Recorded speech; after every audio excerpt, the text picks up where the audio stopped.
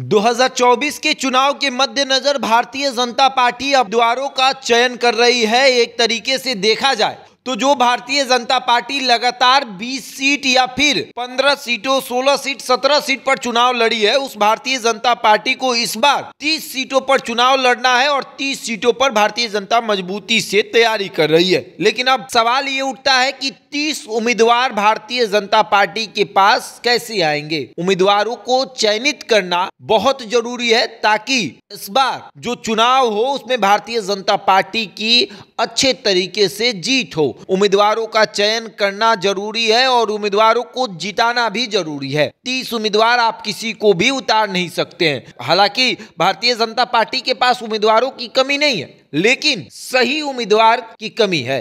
Bharatiya Janata party अब तमाम पार्टियों पर अपनी नजर गड़ाए हुए है और ये देख रही है कि कौन सी पार्टी में कौन सा नेता बगावती तेवर अपना रहा है। जैसे जेडीयू से सुनील कुमार पिंटू ने बगावती तेवर अपनाया, भारतीय जनता पार्टी ने तुरंत अपने पास रख लिया। उसको पता है कि सुनील कुमार पिंटू एक मजे हुए खिलाड़ी हैं और उनको टिकट दिया जाएगा तो वो जीत कर आएंगे। उम्मीदवारों का चयन हो रहा है और भारतीय जनता पार्टी अभी उम्मीदवारों को ढूंढने में लगी हुई है। बहुत ऐसे उम्मीदवार हैं जो लोकसभा का चुनाव नहीं लड़ना चाहते, उनको विधानसभा में ही अपने आप को स्थापित करना है। हालांकि सभी नेताओं का सपना होता है कि वो लोकसभा चुनाव लड़े, लेकिन कुछ नेता ऐसे होते हैं जिनको पता है कि हम लोकसभा नहीं लड़ सकते हैं, लड़ेंगे तो हार जाएंगे, विधानसभा भी जाएगा, लोकसभा भी जाएगा, स्थिति बहुत खराब हो जाएगी। क्योंकि एक तरीके से अगर देखा जाए हार जाएंगे, ठीक है, विधायक तो रहेंगे, लेकिन दिक्कत ये हो जाएगी कि बदनामी हो जाएगी कि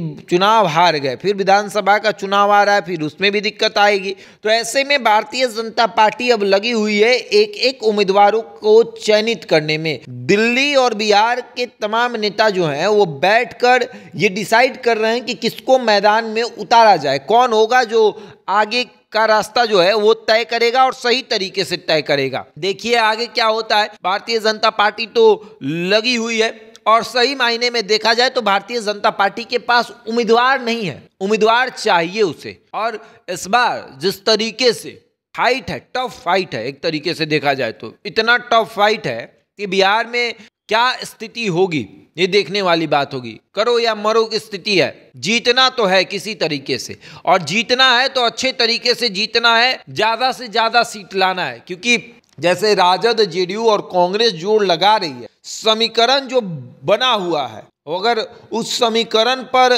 राजद और जेडीयू खड़ी उतर जाए तो फिर भाजपा के लिए बहुत परेशानियों का सामना करना पड़ेगा। हालांकि भाजपा के साथ चिराग पासवान है, उपेंद्र कुशवाहा हैं, जीतन राम मांझी हैं, लेकिन ये लोग उतना वोट नहीं डैमेज कर पाएंगे जितना अकेले राजद और जेडीयू मिलकर कर सकता है।